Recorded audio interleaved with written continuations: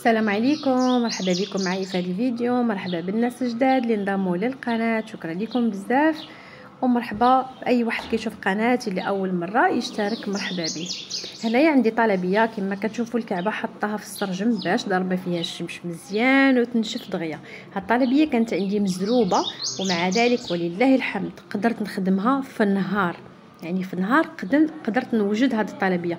يكفي ان اللوز كان عندي من قبل، ولافونتاج اللي كان عندي كثر هو ان اللوز كان مفسخ، فقط طحنته جيت وبديت كنخدم. فاش كتكون طلبيه مزروبه يعني وسقتوا فيها اللوز، فهاد لاستيوس هذه انكم تحطوا الكعبه في الشمس راها زوينه، كتساعدكم انكم توجدوا الطلبيه ديالكم في وقت وجيز. هنايا من بعد ما كملت هاد الكعبه هذه وضعتها هنايا في الشمس. كاين اللي ما عارفش هاد المعلومه هذه، فانا كنقول لكم اللي عندها اللوز مزروبه فيه مازال في الوقيته ديال البرد فعلا كنلقاو مشكل في حلويات ديال اللوز ساقطوا الكعبه، وانما هكا في الشمس فما كاينش مشكل الحمد لله. كنخدموها كديريها في الشمس كتكرم لك، راه دابا الحراره راه نص ساعه راه كتكرم لك ديك الكعبه، كتقبيها مزيان وكتدخليها كطيب. هنايا عندي الفقاس حتى هو هذا الفقاس اللي داخل في الطلبيه.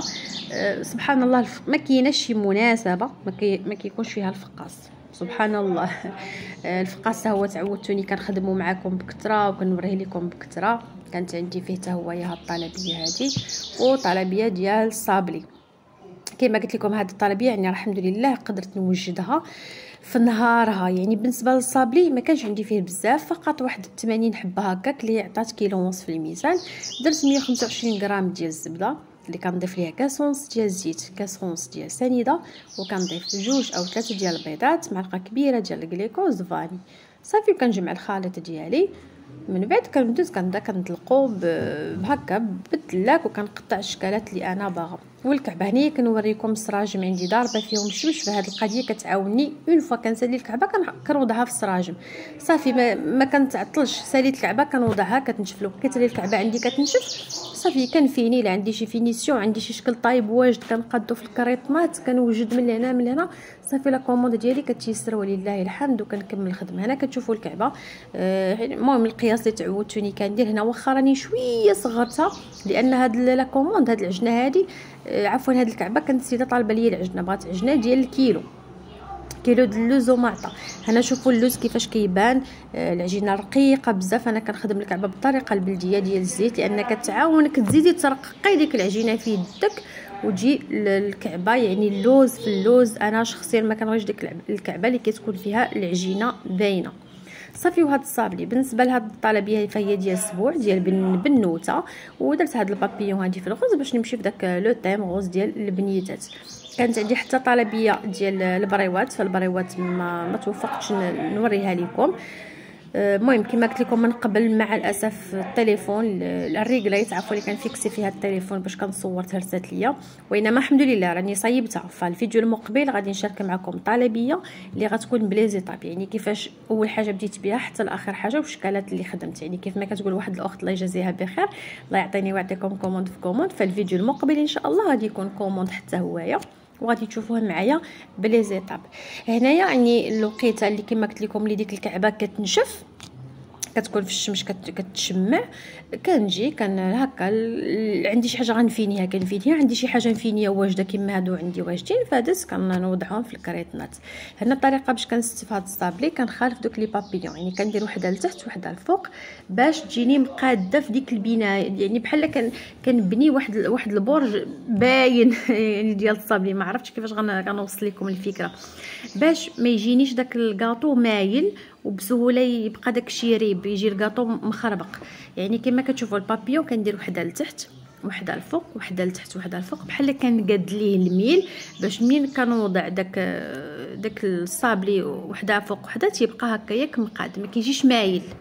هذه هي الفكره اللي بغيت نوصل لكم، لان البريزونطاسيون يعني التقديم ديال الطلبيه كيلعب دور كبير في انك تكسبي الكليانه فاش كتاخذ الكرتونه ديالها وكتحلها وكتلقاك مفرشه واحد البلاستيكه. يعني الحلوه كتقدميها بطريقه نقيه، الكاطو مستف مزيان مقاد، على عكس عندنا فاش تلقى مثلا شي مخربق، شي طايح من هنا شي طايح من هنا، بحال هكا مثلا دايره شي تعليكه ولا شي حاجه ماشي هي هذيك داكشي. مهم كاينين صراحه بعض الطلبيات يعني حنا شخصيا كنشوفوهم وما كتعجبكش، يعني ما كتعجبكش التقديم. الطريقه باش تقدمات. صافي هنايا كنستف ديك الطلبيه هكايا. هنايا كل صف كانت عندي فيه 5 ديال الكاطويات، وهنايا كانت عندي 80 حبه بالضبط. بالنسبه للسيده فاش جات عندي دير لا كوموند قالت لي انا بغيت القياس ديال 70 حتى ل 80 حبه، فانا قلت لها راه كيلو ونص ديال الصابلي غادي تخرج لك 80 حبه من هذا القياس، لان سبحان الله الصابلي راه كل شكل وشحال كيعطي في الميزان على حسب الموتيف ديال الشكلاط، وعلى حسب كاينين دي موتيف شوكولا صغيورين يقدر غير الكيلو يخرج لك 80 حبه. اما بالنسبه لهذا راه هاز الشكلاط والصابلي وعفوا والفقاس، الكيلو ديال الفقاس راه كيعطي 70 وازيد 70 من حبه. يعني الصابلي عفوا الفقاس يعني الفقاس واخا فيه لوز الجان وهذا راه خفيف، وسيرتو فاش كيتقطع هكايا رقيق. يعني انا كيما تعودتوني راه الفقاس كنقطعو رقيق وكيعجبني رقيق، ما تنحملش داك الفقاس اللي غليظ حتى في العضه ديالو كيجي غليظ. يعني كنقطعو بهذا القياس هذا.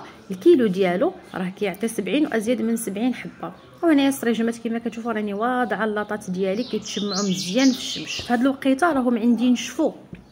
هنايا اللاطه اللي بقات لي فيها ديك الكميه، يعني هنايا عدد حبات غير قليل. وبالنسبه لهذا السرجم هذا حاطه فيه اللاطه الكبيره، هاد نتوما كتشوفوا يعني راه تبارك الله راه هازه ليا الكعبه. يعني راه عندي تما راه اكثر من 60 وقيله اكثر وقيله 70 ولا المهم اكثر من 60 حبه في هاد اللاطه هادي. في هاد الاثناء راه عندي نشفات تشمعات مزيان، فقط كنثقبها مزيان بواحد الابره تكون معقمه. كناخذ الزبده كندوبها حتى كترجع نوازيت. الناس اللي ما تيفهموش الزبده نوازيت شنو هي، كناخذ الزبده سبيسيال بمعنى من اصل حيواني، كنديرها فوق البوطه كتغلى حتى كيولي اللون ديالها عسلي، وكندهن بها ديك الكعبه كتعطي واحد الطيبه زوينه. وهنايا الكعبه ديالي نتوما كتشوفوا راها طابت. الكعبه عطيتها لكم بالتفصيل عفوا واخوات من عائلتي من صحاباتي من الناس اللي كنعرف جربوها والحمد لله نجحات معاهم. كاينين اللي تتخاف من الكعبه بحال الكعبه ما عشنا هي، راه اي حاجه ما زعمتيش ديريها ما عمرك غديريها.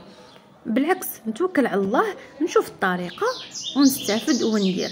والحمد لله كما قلت لكم ناس لا مع عائلتي ولا من صحاباتي كنعرفهم خداو مني الكعبه بطريقه مبسطه كما حطيتها لكم في القناه. يعني تبعوا دوك النصائح اللي عطيت والحمد لله نجحات معهم. الكعبه ناجحه زوينه في الشكل ديالها، ما مديفورميه ما مبوقه ما حتى شي حاجه، والمهم انها لذيذه. ودائما تنقول لكم لا باز ديال الكعبه فهي العقده. اون فوا تكون عندي العقده ناجحه فحتى الكعبه اكيد غتجي ناجحه. وندير الزبده من اصل حيواني، ما نديرش الزبده ديال الطاسه او الزبده المنقار ندوبها فلا. يعني بغيت كعبه لذيذه يعني نخدم حاجه زوينه. يعني كما تعودتوني انا الزبده كناخذ يعني بالنسبه للبنات اللي كيسولوني كناخذ الزبده ديال سانطر، يعني هي اللي متوفره واللي متواجده بكثره كناخذها. ودائما تتكون عندي ما كتخطانيش كنديرها في الفريغو، ما كنخليهاش في الثلاجه، كنديرها في الفريغو. نهار اللي كتجيني شي طلبيه وسيرتو هكا عندي شي طلبيه مثلا بالليل مزروبه مثلا، انا هنايا شنو اللي ساعدني ان هذه الطلبيه نخدمها في النهار. لافونتاج اللي كان عندي هو ان اللوز دائما تنخليه واحد الكيلو ولا جوج ونفسخها في الفريغو. يعني فاش كتكون عندي مفسخه صافي كنجبدها غير كنطحنها، سواء طحنتها بالليل يا راني صافي يعني في الصباح كنوض كنخدمها، اولا الصباح صافي كنفيق كنصيفط وليداتي للمدرسه كنمشي كنطحن داك اللوز كنجي كنتوكل على الله وكنخدم الخدمه ديالي.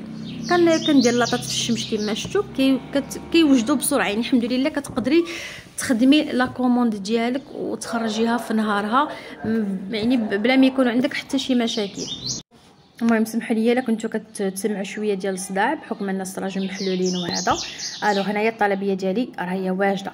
بالنسبه للكعبه انا خدمت للسيده العجنه. ما معنى العجنه؟ يعني داك الكيلو ديال اللوز من بعد ما كنخدمو كامل كنعطيه للسيده ما كنعبروا لهاش. هنايا خديت 80 حبه كما طلبت مني السيده، خليت لها 80 حبه بوحديها في كرتونه، وداكشي اللي بقى هو هذا اللي كتشوفوا في هذه الكراتينه الصغيره.